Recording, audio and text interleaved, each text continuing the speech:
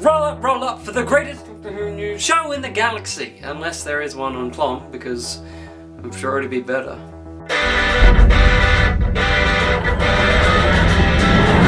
First up, the BBC have issued a synopsis for Peter Capaldi's final episode as the Doctor, until he comes back for like the, 100th anniversary special. Two doctors stranded in a forbidding snowscape, refusing to face regeneration. And a British army captain seemingly destined to die in the First World War, but taken from the trenches to play his part in the Doctor's story. This is the magical last chapter in the 12th Doctor's epic adventure.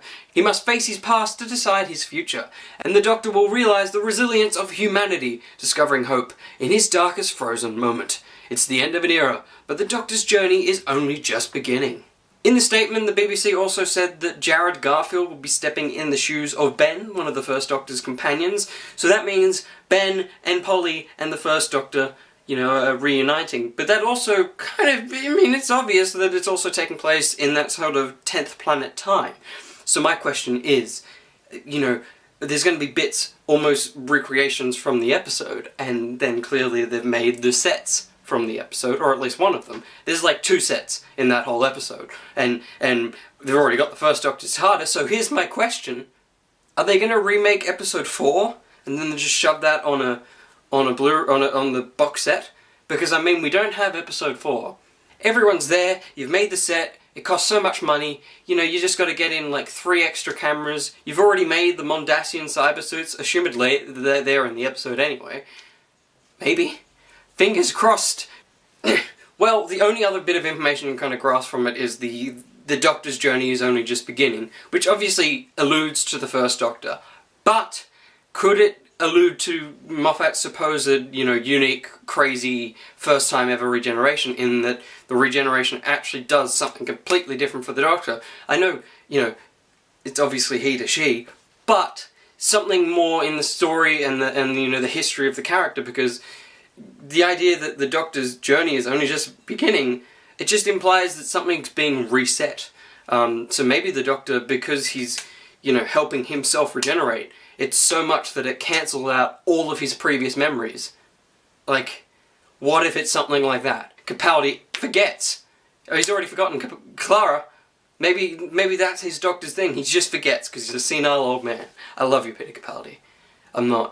I'm sorry. Now moving on to another old man, David Hartnell, or Richard Bradley, David Bradley, is returning a bit more permanently as the First Doctor, because the Big Finish has reeled him in for some audio dramas.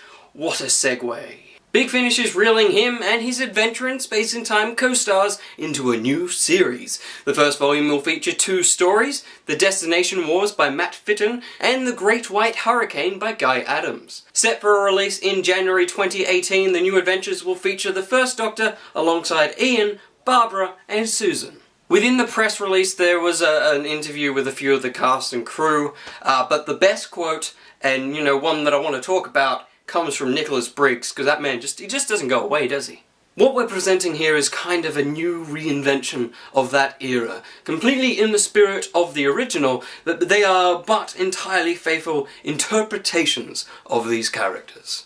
When these dramas got announced, there was a crap ton of people complaining about them, which, I don't really get, but I also can see your crazy, insane point of view, in that, I get that it's quite a strange thing to recast characters that the actors are still alive, but what Nick Briggs is saying here is, rather than, having David Bradley on, but then keeping, the actors and actresses that are still with us, they've brought in the cast from Adventure in Space and Time, because it's less a remake of the originals and more reinterpretation, so what you want is slightly different voices. It's basically a new universe that these adventures are happening in. And it's kind of the point of Big Finish, in that there's stories, impossible stories that we can't see on television, that just work in audio form.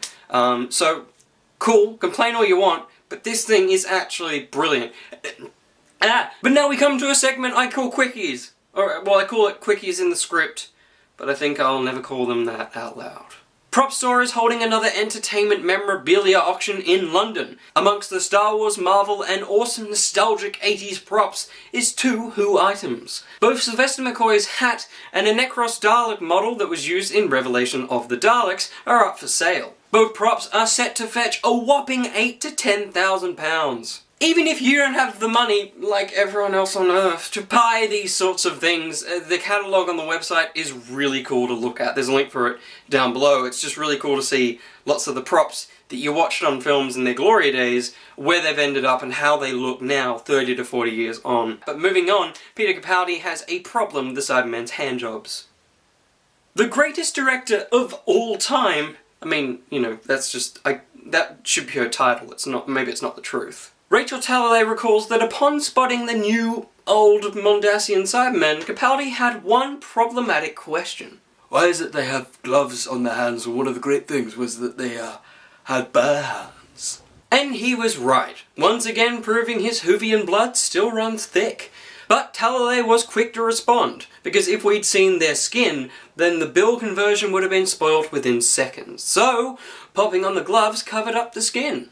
And I mean, putting a male in the suit further made sure we didn't really know if there was a woman in there. Because, I mean, there was nothing manly about that Cyberman.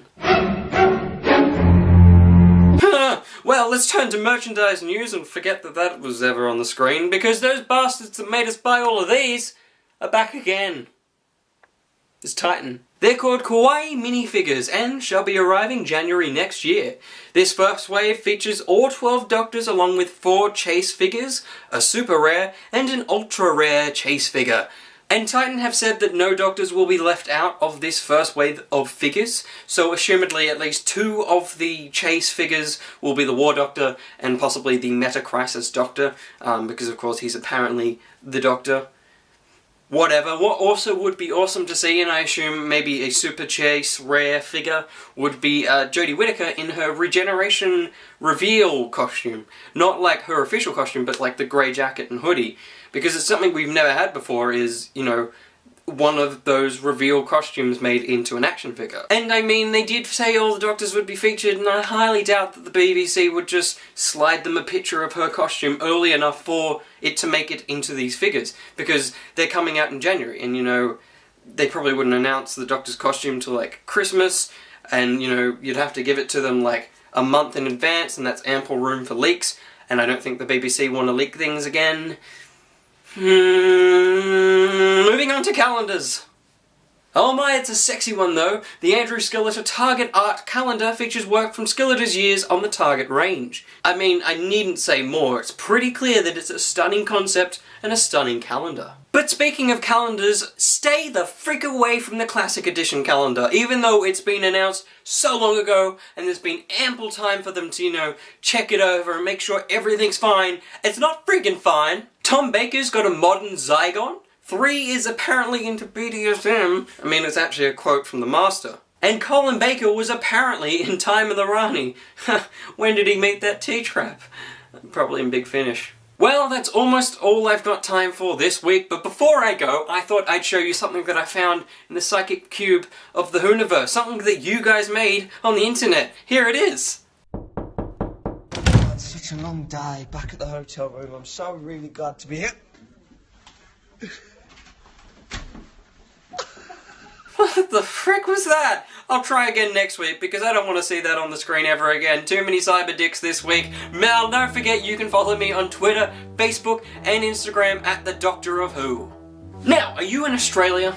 Do you more specifically live in Sydney or have the ability to get to Sydney? Are you a nerd? Well, here's some good news for you because Oz Comic Con is next weekend. That's right, it's the 29th of September and the 1st of October. Almost forgot what month came after September. And you know the exciting thing? Jenna Coleman and Katrin Stewart will be there to get photos with you and get autographs with you.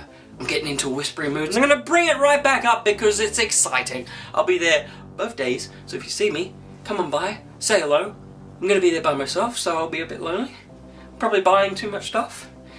So stop me from doing that. But I will be there both days, and as will Jenna Coleman and Katrin Stewart, so what an exciting time to be alive. But until the next video, bye-bye.